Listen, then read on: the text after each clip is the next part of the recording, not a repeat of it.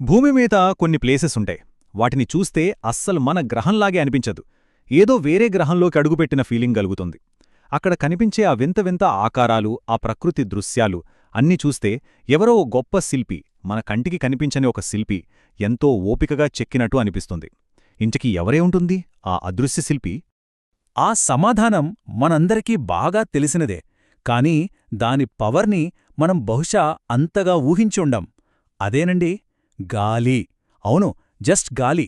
మనం రోజూ పీల్చే గాలికే కొండల్ని తొలిచేయగల, ఇసుకతో ఏకంగా సముద్రాలనే సృష్టించగల బలముందంటే నమ్మగలరా?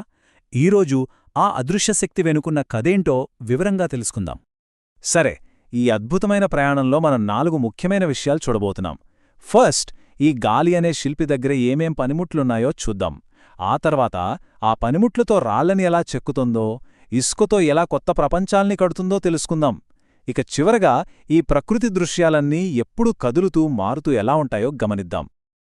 రైట్, ఇక మన ప్రయాణం మొదలు పెడదాం. ఈ గాలి అనే అదృశ్య శిల్పి తన టూల్కిట్లో ఏమేం పెట్టుకుందో చూద్దామా? అసలు భూమిని చెక్కడానికి, ఇసుక రేణువుల్ని ఒకచోటు నుంచి ఇంకో చోటికి కదిలించడానికి అది ఎలాంటి పద్ధతులు వాడుతోందో ఇప్పుడు కొంచెం డీప్గా చూద్దాం. ఓకే, సైంటిస్టులు ఇలా గాలి వల్ల ఏర్పడిన ల్యాండ్స్కేప్స్కి ఒక స్పెషల్ పేరు పెట్టారు. అదే ఏయోలియన్ ల్యాండ్ఫార్మ్స్. గ్రీకు పురాణాల్లో గాలిదేవుడుంటాడు. ఆయన పేరు ఏయోలస్. ఆయన పేరు మీదే దీనికా పేరొచ్చింది. సింపుల్గా చెప్పాలంటే గాలి చెక్కిన భూభాగాలు అన్నమాట. ఇక్కడే ఉంది అసలు మ్యాజిక్ అంతా. గాలి మెయిన్గా 2 పద్ధతును వాడుతుంది. మొదటిది అబ్రేషన్. ఇది ఒక రకమైన న్యాచురల్ శాండ్ బ్లాస్టింగ్ లాంటిది. అంటే గాలి తనతో పాటు ఇసుక రేణువులను చాలా స్పీడ్గా తీసుకెళ్లి రాళ్ల మీదకు కొడుతుంది. అచ్చం మనం శాండ్ పేపర్తో రుద్దినట్టు ఆ రాళ్ల ఉపరితలాలు అరిగిపోతాయి. ఇక రెండవది డిఫ్లేషన్. ఇది చాలా సింపుల్. నేలమీద వదులుగా ఉన్న దుమ్ము, ధూళి, మట్టిని గాలి ఊదేసి తీసుకెళ్ళిపోతుంది. దానివల్ల ఆ నేల కొంచెం పల్లంగా అవుతుంది. అయితే గాలి అన్ని పార్టికల్స్ని ఒకేలా తీసుకెళ్లదు. సైజుని బట్టి ట్రీట్మెంట్ వేరుగా ఉంటుంది. చాలా సన్నగా, తేలికగా ఉండే దుమ్ము, ధూళికణాలుంటాయి గదా, అవి గాల్లో తేలుతూ 100ల కిలోమీటర్లు ప్రయాణిస్తాయి. దీన్ని సస్పెన్షన్ అంటారు. అదే కొంచెం బరువైన ఇసుకరేణువులనుకోండి, అవి అలా నేలమీద గెంతుకుంటూ చిన్న చిన్న జంప్స్ చేసుకుంటూ వెళ్తాయి. దాన్ని సాల్టేషన్ అంటారు. ఇక వాటికన్నా పెద్దగా ఉన్నవి గెంతులేవు కాబట్టి నెమ్మదిగా దుర్లుకుంటూ జారుకుంటూ వెళ్తాయి. అదే క్రీప్ అన్నమాట. ఓకే, గాలివాడే టూల్స్ ఏంటో చూశాం కదా. ఇప్పుడు ఆ టూల్స్తో అది చెక్కిన అద్భుతమైన రాతి శిల్పాలను చూసే టైం వచ్చింది. ఇది అచ్చం ప్రకృతి ఏర్పాటు చేసిన ఒక ఆర్ట్ గ్యాలరీ లాంటిది. పదండి చూద్దాం. ఇదిగోండి మన గ్యాలరీలో మొదటి శిల్పం. చూడ్డానికి అచ్చం పుట్టగొడుగులో ఉంది గదా, అందుకే దీన్ని మష్రూమ్ రాక్ అని పిలుస్తారు. గాలికి ఎంత ఓపికో, ఎంత క్రియేటివిటీ ఉందో చెప్పడానికి ఇదొక పర్ఫెక్ట్ ఎగ్జాంపుల్. ఎలాంటి ఆకారం ఎలా వచ్చిందంటే దాని వెనక సైన్స్ చాలా సింపుల్. గాలి ఇసుక రేణువుల్ని మోసుకెళ్లేటప్పుడు ఆ ఇసుక దాడి ఎక్కువగా నేలకు దగ్గరలోనే ఉంటుంది. అంటే సుమారుగా 1 మీటర్ ఎత్తు వరకు. దాంతో రాయి కింది భాగం బాగా అరిగిపోతుంది. కాని పైభాగం గట్టిగా ఉండటం వల్ల ఇంకా అంతెత్తలో గాలి ప్రభావం తక్కువ కాబట్టి అది సేఫ్గా ఉంటుంది. ఇలా 1000 ఏళ్లు జరిగేసరికి కింది భాగం సన్నగా, పైభాగం వెడల్పుగా ఇలాంటి పుట్టగొడుగు ఆకారం వస్తుంది. ఇక మన గ్యాలరీలో నెక్స్ట్ ఐటమ్, దీని పేరు యార్డాంగ్. చూడ్డానికి ఎవరో పెద్ద పెద్ద పడవల్ని ఎడారిలో తలక్రిందులుగా బోరిలించినట్టు లేవు. ఇవి చాలా పొడవుగా, పదునైన అంచులతో ఉంటాయి. గాలి చెక్కిన మరో అద్భుతమైన శిల్పమిది. వీటిలో ఉన్న ఒక స్పెషాలిటీ ఏంటంటే ఇవి ఎప్పుడూ గాలి ఏ డైరెక్షన్లో ఎక్కువగా వీస్తుందో ఆ డైరెక్షన్కి ప్యారలల్గా ఉంటాయి. ఎందుకంటే ఒకే దిశ నుంచి కంటిన్యూస్గా వీచే గాలి రాళ్లలో ఉన్న మెత్తటి పొరల్ని తొలిచేస్తుంది. గట్టి పొరలు మాత్రం అలానే మిగిలిపోతాయి. అందుకే ఇలాంటి షేపొస్తుంది. ఇరాన్లోని లట్ ఎడారిలో అయితే కొన్ని యార్డాంగులు కిలోమీటర్ల పొడవు కూడా ఉంటాయంటే ఆలోచించండి. ఎంత అద్భుతమో కదా. సరే, ఇప్పుడు కొంచెం కన్ఫ్యూజ్ అయ్యేలా అనిపించే టాపిక్కి వద్దాం. మొనాడ్నాక్, ఇన్సెల్బోర్గ్, బోన్హార్డ్. ఈ 3 పేర్లు వినడానికి ఒకేలా అనిపించవచ్చు. చూట్టానికి కూడా ఇవన్నీ ఒంటరిగా నిలబడ్డ కొండలాగే ఉంటాయి. వీటన్నిటి వెనక ఉన్న కామన్ పాయింట్ ఏంటంటే చుట్టూ ఉన్న నేల అరిగిపోగా ఇవి మాత్రం గట్టిగా నిలబడ్డాయి. కాని చిన్న చిన్న తేడాలున్నాయి. మొనాడ్నాక్ అంటే చుట్టూ ఉన్న మెత్తటి నేల కోతకు గురై మిగిలిన కొండ. ఇన్సెల్బాగ్ అనేది సాధారణంగా గ్రానైట్ లాంటి గట్టి రాయి మిగిలిపోవడం వల్ల ఏర్పడుతుంది.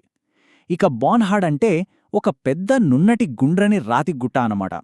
ఇప్పటిదాకా మనం గాలి ఒక శిల్పిలా ఎలా పగలగొడుతుందో చెక్కుతుందో చూశాం. అంటే దాని డిస్ట్రక్టివ్ సైడ్ చూశామన్నమాట. కాని అదే గాలికి మరో రూపముంది. అదే ఆర్కిటెక్ట్ రూపం. తను తీసుకెళ్లిన ఇసుకతో అద్భుతమైన కట్టడాలను ఎలా నిర్మిస్తుందో ఇప్పుడు చూద్దాం. గాలి కట్టడాలు అనగానే మనందరికీ వెంటనే గుర్తొచ్చేదేంటి? అవును, ఇసుక దిబ్బలు. లక్షల కోట్ల ఇసుక రేణువులను ఎంతో ఓపికగా ఒకచోట చేర్చి గాలి కట్టిన ఈ కట్టడాలు నిజంగా ప్రకృతి సృష్టించిన కళాఖండాలు. అయితే అన్ని ఇసుక దిబ్బలు ఒకేలా ఉండవు. వాటి షేప్ అనేది రెండు విషయాల మీద ఆధారపడి ఉంటుంది.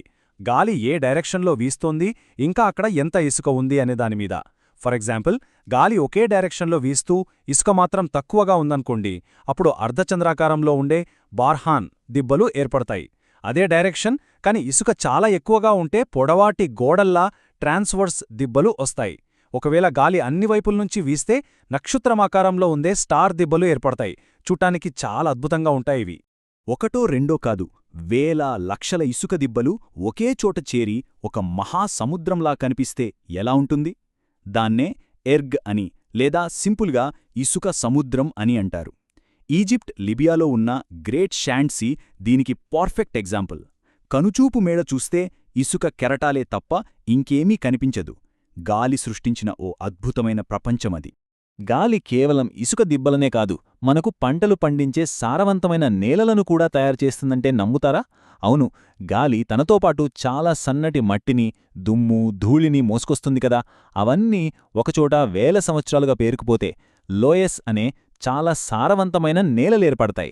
చైనాలో ఉన్న లోయస్ పీఠభూమి అంత ఫలవంతంగా ఉండటానికి కారణం ఇదే. ఒక రకంగా చెప్పాలంటే గాలి ఒక రైతులాంటిది కూడా అన్నమాట.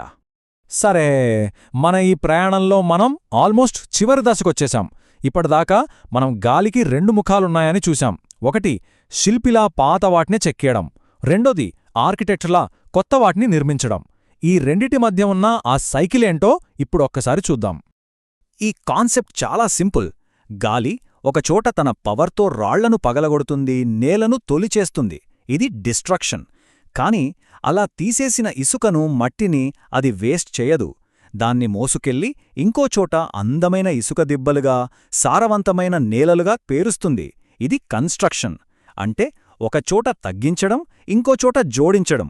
ఇదొక ఎప్పటికీ ఆగని చక్రంలా నడుస్తూనే ఉంటుంది. ఒక మాట ఉంది, అత్యంత శక్తివంతమైన శక్తులు తరచుగా మనం చూడలేనివే.